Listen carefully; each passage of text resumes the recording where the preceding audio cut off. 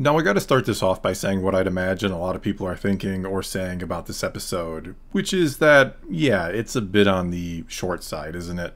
Which is really kind of a shame because I felt like the episode had a rather nice sort of flow going. I thought it was pretty well paced, and the first half did a good job of getting you more up to speed on a lot of things, especially for those who don't really know these characters. And it answered some questions we had about Sabine and her training. The back half then had some pretty solid and cool looking action. It's always nice to get some space battles in something called Star Wars. And I really feel like it's something most of the previous shows on Disney Plus have kind of skimped on. I also think the humor in large part, or almost exclusively thanks to Huyang, has been rather on point for Star Wars. And overall, I just enjoyed the 30 minutes or so that we got and was left wanting more and feeling like we should have got a little more. I also think in many ways I liked this episode more so than those first two. I feel like, especially in hindsight or after seeing this one, it's like those first two episodes almost suffer from Filoni trying to make them too Star Wars-like, or too much like the Padawan trying to mimic or take after the Master, with Filoni very much going for the Lucas way of throwing you right into the action with minimal explanation, or wanting to get things moving right away and skipping right to the adventure part and ignoring the setup for later on. And one of the big problems with doing that was not really having any clue, again for those who haven't seen Rebels or don't really know the history of some of these characters, but you don't have much of a clue as to why Thrawn is such a major threat after those first two episodes. And here, kind of thankfully, he's the focus of a meeting Hera has with Chancellor Mon Mothma, and it was great to see her again. She's quickly becoming one of my favorite characters thanks to Andor, as well as with several senators, all of which seem to be downplaying what we saw in the previous episode where a Corellian shipyard was secretly being run by a bunch of Imperial loyalists helping Marg and Elsbeth, who is trying to get Thrawn back. And yet they have this very dismissive attitude towards that, as well as the possibility that Thrawn could even still be alive. They have this attitude towards the Imperial remnant that if they just bury their head in the proverbial sand, it'll all magically go away. So much so that they wouldn't even let Hera go and investigate something on the word of Ahsoka, who was a Fulcrum agent during the early days of the rebellion, and somebody you'd think they would trust and believe would be able to find some interesting information. But they just ignore all that, which seems kind of silly because even a remote chance of Thrawn being back could of course be a huge problem for the fledgling New Republic. And so instead of letting her go check it out, with nothing to lose but a little bit of time perhaps, they basically tell Hera she's being too emotional because she has a personal interest in all of this thanks to Ezra having disappeared with Thrawn, which just makes the New Republic look, well, pretty stupid. And I'm really not sure that I like how they're kind of overselling the incompetency or dysfunction of the New Republic. I almost think this could be a disservice to the story to come. I'd rather they, the New Republic on the whole, more or less have their stuff together and that Thrawn still manages to outplay them, if you will. I just think the more competent they are, the more impressive Thrawn will be made out to be when he gives them a challenge and maybe starts to defeat them, which is what I absolutely want to see in this or out of this. I want to see Thrawn be this sort of underdog and to even maybe be rooting for him a little bit as he, again, gets a few wins over the New Republic. But anyway, I've kind of skipped ahead. So let's go back to Sabine's training, where we learn that no, she is not what we would call Force sensitive, and yet Ahsoka is training her to, well, not be a Jedi necessarily, as she says, but to simply be the best she can be, or to reach her full potential despite not exactly having an aptitude for it, which Huyang is often all too quick to point out, as if to reassure the fans that no, it hasn't been missed all this time, or that Kanan and Ezra simply didn't sense the Force was with her, despite being around her for years and even training her with a lightsaber at one point.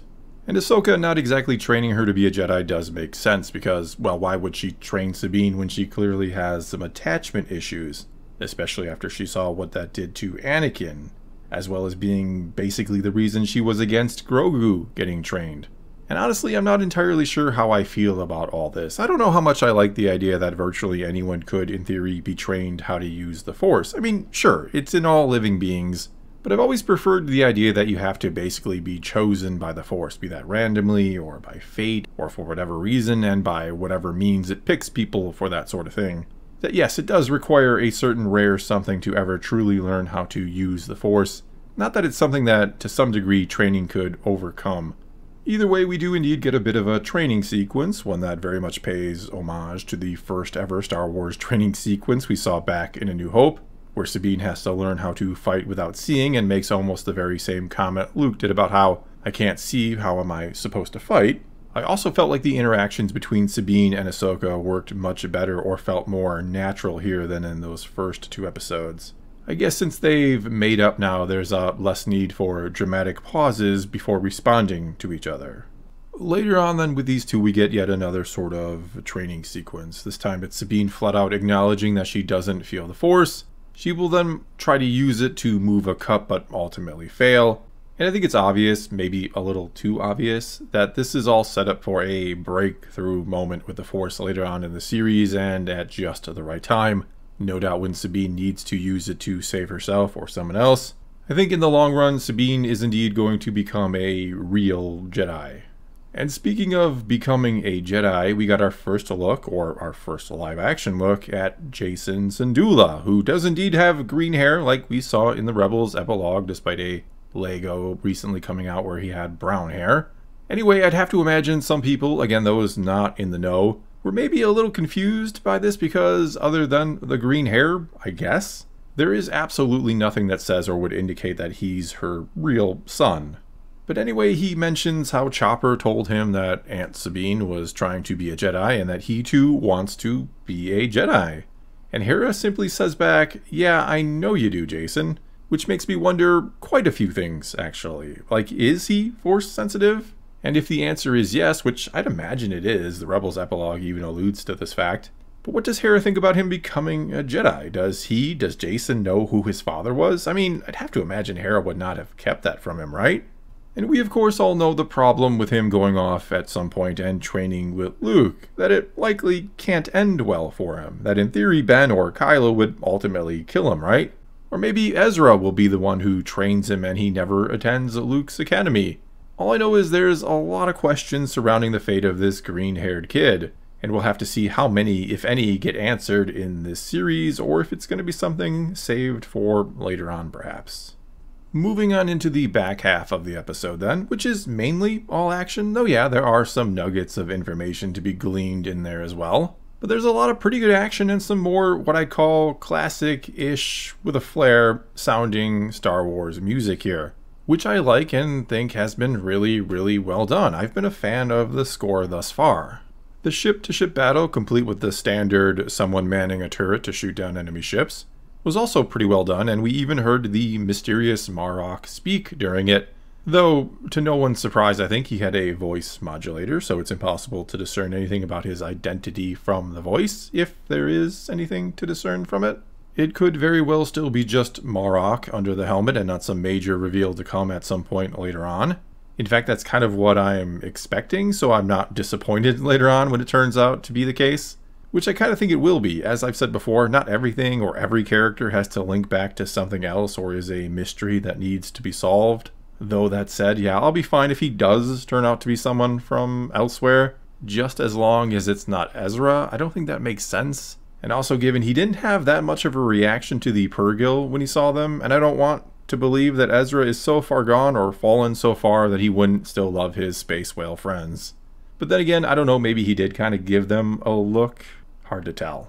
But before we get to them, to space whales and intergalactic travel and all that fun stuff, I have to quickly say I'm not so sure how I felt about Ahsoka going outside the ship and fighting them off that way or being a distraction.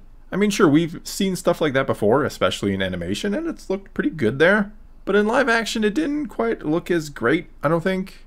Plus, I can't help but wonder why Marok and Shin didn't just, slow down and blast the hell out of the ship itself, just focus on the engines or whatever, instead of firing at Ahsoka and doing strafing runs. It's one of those times where you can't help but wonder, why are they being so stupid or so easily baited into something that's obviously a distraction? But trying to let that one slide, we saw some Purrgil here in live action. Some really, really big ones, I think. And considering they were all gray instead of colorful, which means they need to go feed on the gas to refuel like we saw them do in Rebels, well, I tend to believe, or I think this implies, these are Purrgil that have, I suppose, come back from the other galaxy for some reason. Maybe it's some mating thing. We know a lot of species here on Earth do some pretty crazy stuff or travel some insane distances to mate. I mean, maybe not travel between galaxies crazy, but my guess is this is all going to be or have something to do with some type of a life cycle of the Purrgil. Or maybe since these were some pretty big ones, and bigger than the ones I think we saw in Rebels, maybe this is where they returned to die. All we know is that Huyang does mention after the chase through the flock of Purrgil and after Ahsoka lands on the planet in the forest somewhere, and then powers down and lets Shin and Marrok fly over. Anyway, Huyang mentions that the Jedi Archives had hyperspace lanes between galaxies in them, and that they were based on the migration of Purrgil.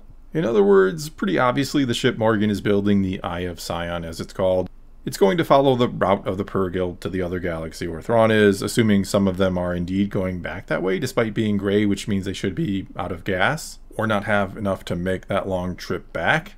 Though there could be some other ones all gassed up and ready to go somewhere in the same area. The episode then ends with us getting our one and only look at Baylan, who himself is looking maybe a little unhappy or a little distraught that Ahsoka is here and that it looks like he'll have to kill her or try to kill her, despite again having a reverence for the Jedi because he himself used to be one. And so all in all, this was, I'd say, a better episode than either of the first two, though it did feel way too short, and when you really think about it, not a whole lot happened in terms of moving the plot forward.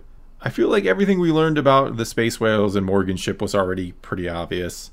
Though yes, the conversations in the first half of the episode, especially between Sabine and Ahsoka, they did clear some things up about her and her training and the Jedi and all that. And the stuff with Hera and the Senate committee likely helped get people up to speed better on what was going on with Thrawn and so on. So yeah, a solid, albeit short episode that leaves me pretty eager for more next week. Well, that's all I got for you this time. Now it's your turn to take to the comments below and tell me what you thought of this one. Did you enjoy it? Did you hate it? Or what? Whichever it is, do leave that comment below and let's talk some Star Wars. And until next time, thanks for watching.